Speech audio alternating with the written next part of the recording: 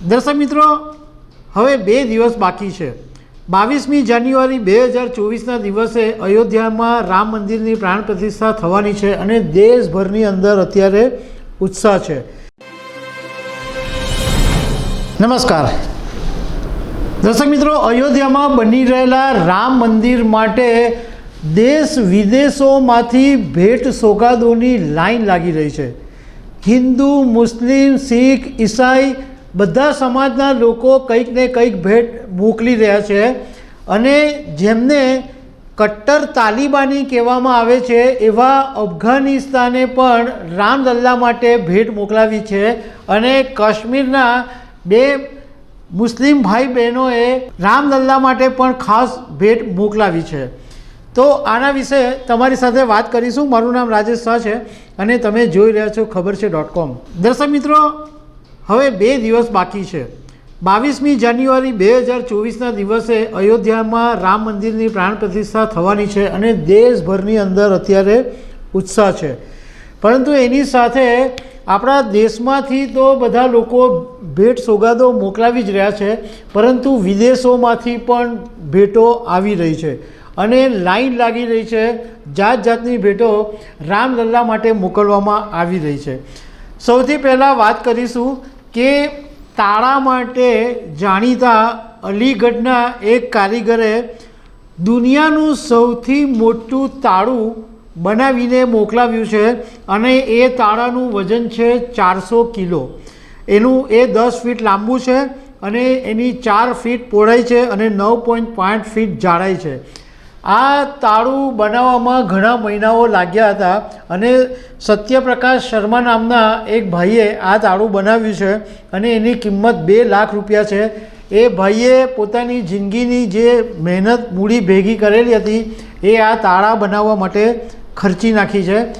જોકે કમનસીબી એ વાતની છે કે સત્યપ્રકાશ શર્મા કે જેણે આ 400 કિલોનું તાળું બનાવ્યું એ હવે આ દુનિયામાં રહ્યા નથી, એટલે આ જે તાળું ત્યાં અયોધ્યા મંદિરમાં લાગશે એ જોવા માટે હવે તેઓ આ દુનિયા છોડી ગયા છે। હવે એ વાત કરીએ કે રાજ્ય વાઇઝ કોણે કોણે શું મોકલાવ્યું છે। તો ઉત્તર પ્રદેશમાંથી 2100 કિલોનો અષ્ટધાતુનો એક ઘંટ ભેટમાં આવ્યો છે। મધ્યપ્રદેશથી 5 લાખ લાડુ ભેટ તરીકે મોકલવામાં આવ્યા છે। રાજસ્થાનમાંથી 2100 તેલના પીપ મોકલાવવામાં આવ્યા છે અને ઘણા બધા ઘીના ઘડાઓ પણ રાજસ્થાનથી ભેટ તરીકે મોકલવામાં આવ્યા છે। તેલંગાણાથી સોનાની ચરણ પાદુકા મોકલવામાં આવી છે। આંધ્રપ્રદેશના વેંકટેશ્વર મંદિરમાંથી 1 લાખ લાડુ મોકલવામાં આવ્યા છે। છત્તીસગઢથી 3 ક્વિન્ટલ ચોખા મોકલવામાં આવ્યા છે। ગુજરાતમાંથી 10 ફૂટ લાંબી અગરબત્તી મોકલવામાં આવી છે અને અગરબત્તી ત્યાં ગાડી સતત સળગતી રહેશે। ગુજરાતમાંથી સાડી પણ મોકલવામાં આવી છે અને ડાયમંડ ચાંદીનો હાર પણ મોકલવામાં આવ્યો છે। અને જેમ તમે વાત કરી તેમ ગુજરાતના સુરતમાંથી ડાયમંડના વેપારીએ 101 કિલો સોનું પણ ભેટમાં આપ્યું છે। મહારાષ્ટ્રથી નાગપુરમાંથી 7000 કિલો રામ હલવો મોકલવામાં આવ્યો છે। ઉપરાંત તમિલનાડુથી એક મસ્ત રામ મંદિરના ચિત્ર સાથેની રેશમની ચાદર ભેટમાં મોકલવામાં આવી છે। આ થયું આપણા દેશની વાત। હવે આપણા દેશની અંદર જે ખાસ વાત કરીએ કે કાશ્મીરની અંદર ઘણા બધા મુસલમાનો પણ રામ મંદિર માટે બહુ રાજી છે અને રામ મંદિર તીર્થક્ષેત્ર ટ્રસ્ટના કહેવા મુજબ કાશ્મીરથી 2 ભાઈ બહેન ખાસ અયોધ્યા આવ્યા છે અને તેમણે યજમાન અનિલ મિશ્રાને કાશ્મીરનું જે ફેમસ કેસર આવે છે એ 2 કિલો ભેટમાં આપ્યું છે અને સાથે સાથે એમણે પોતાની લાગણી પણ વ્યક્ત કરી અને એમ કીધું કે ભલે અમારો ધર્મ અલગ છે પરંતુ અમારા જે પૂર્વજો છે એ તો બધાના એક જ છે અને ભગવાન રામ સૌથી આદરણીય પૂર્વજ છે, એટલે અમને ખાસ રામલલ્લા માટે ભેટ આપવાનું મન થયું।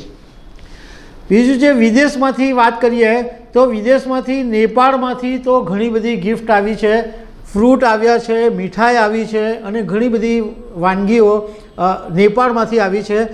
અને અફઘાનિસ્તાનમાંથી જે ખાસ આવ્યું છે, અને અફઘાનિસ્તાન તો તાલિબાની કટ્ટર કહેવાય, પરંતુ એમને પણ રામલલ્લા માટે આદર અને પ્રેમ છે.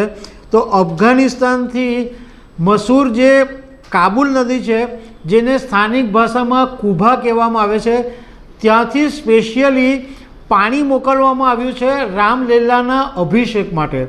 એટલે દર્શક મિત્રો, આ તો ઘણા બધી હજુ તો કદાચ ગિફ્ટ રહી ગઈ હશે કે ઘણા બધા રાજ્યોમાંથી અને ઘણા વિદેશોમાંથી પણ લાઈન લાગી ગઈ છે.